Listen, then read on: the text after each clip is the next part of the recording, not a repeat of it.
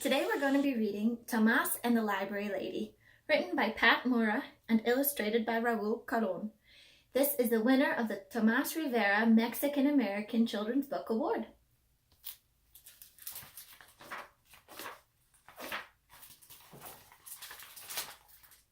It was midnight.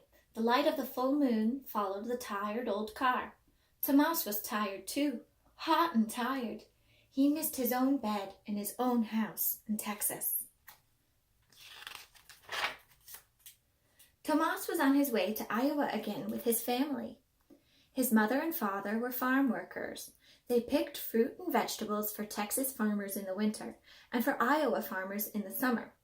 Year after year, they bumped along in their rusty old car.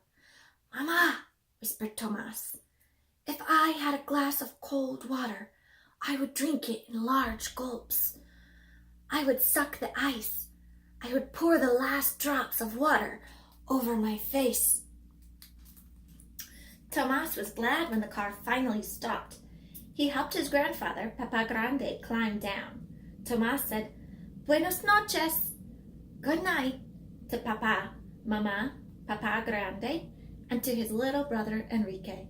He curled up on the cot in the small house that his family shared with the other workers.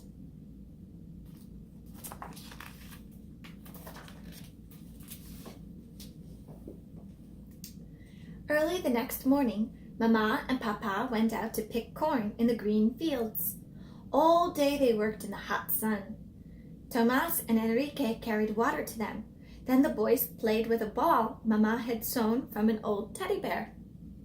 Here's the boys playing ball.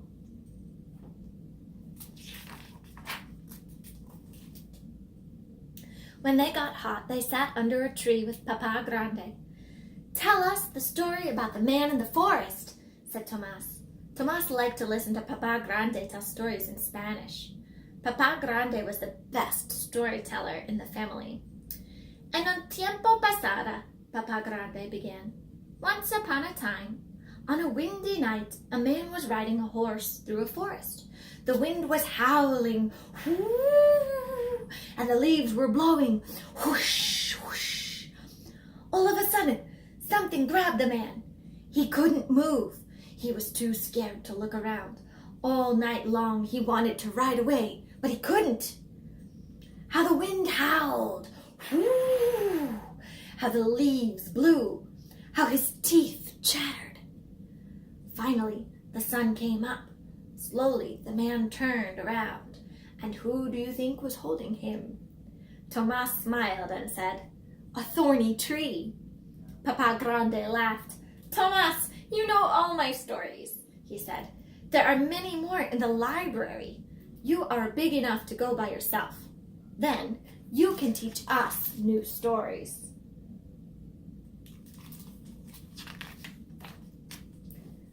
The next morning, Tomas walked downtown. He looked at the big library. Its tall windows were like eyes glaring at him. Tomas walked around and around the big building. He saw children coming out carrying books. Slowly, he started climbing up the steps. He counted them to himself in Spanish. Uno, dos, tres, cuatro. His mouth felt full of cotton. Tomas stood in front of the library doors. He pressed his nose against the glass and peeked in. The library was huge. A hand tapped his shoulder. Tomas jumped. A tall lady looked down at him. "It's a hot day," she said. "Come inside and have a drink of water. What's your name?" she asked. "Tomas," he said. "Come, Tomas," she said. Inside, it was cool. Tomas had never seen so many books. The lady watched him. "Come," she said again, leading him to a drinking fountain. "First, some water. Then I will bring books to this table for you. What would you like to read about?" "Tigers, dinosaurs," said Tomas. Tomas drank the cold water. He looked at the tall ceiling. He looked at all the books around the room. He watched the lady take some books from the shelves and bring them to the table. "This chair is for you, Tomas," she said. Tomas sat down. Then, very carefully, he took a book from the pile and he opened it.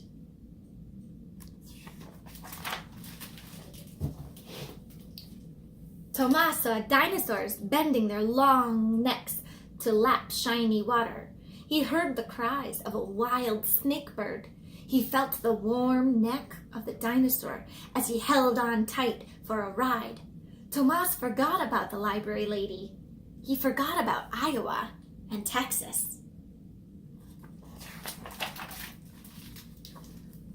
"Tomas, Tomas," said the library lady softly. Tomas looked around. The library was empty. The sun was setting. The library lady looked at Tomas for a long time. She said, "Tomas, would you like to borrow 2 library books? I will check them out in my name."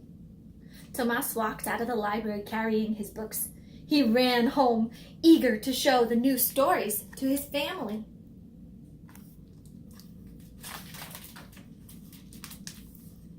Papa Grande looked at the library books. "Read to me," he said to Tomas. First, Tomas showed him the pictures. He pointed to the tiger. "Que tigre tan grande," Tomas said first in Spanish and then in English. "What a big tiger!" "Read to me in English," said Papa Grande. Tomas read about tiger eyes shining brightly in the jungle at night. He roared like a huge tiger.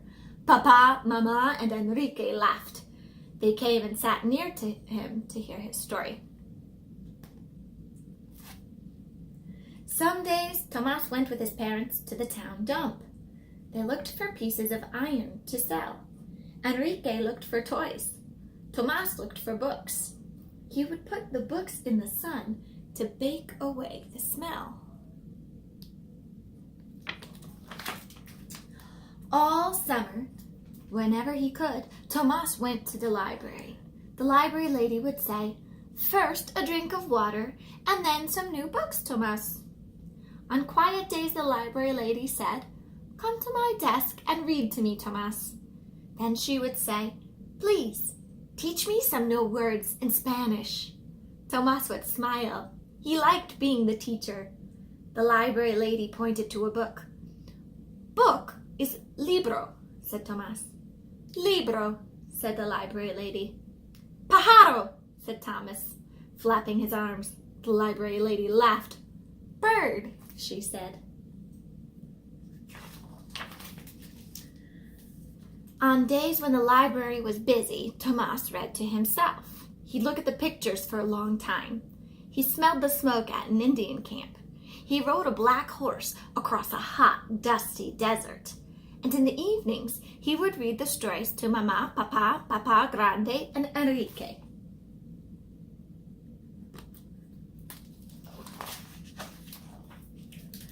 One August afternoon, Tomas brought Papa Grande to the library.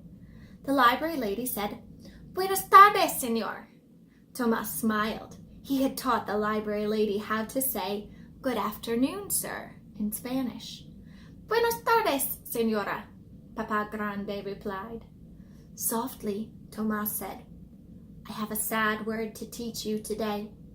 The word is adios. It means goodbye." Tomas was going back to Texas.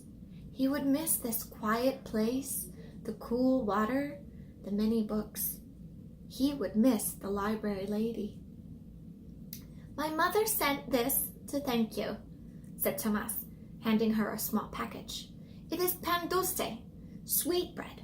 My mother makes the best pan dulce in Texas." The library lady said, "How nice! How very nice! Gracias, Tomas. Thank you." She gave Tomas a big hug.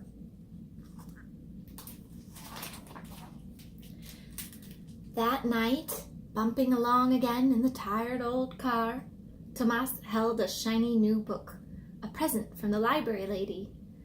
Papa Grande smiled and said, "More stories for the new storyteller." Tomas closed his eyes. He saw the dinosaurs drinking cool water long ago. He heard the cry of the wild snake bird. He felt the warm neck of the dinosaur as he held on tight for a bumpy ride. And that's the end.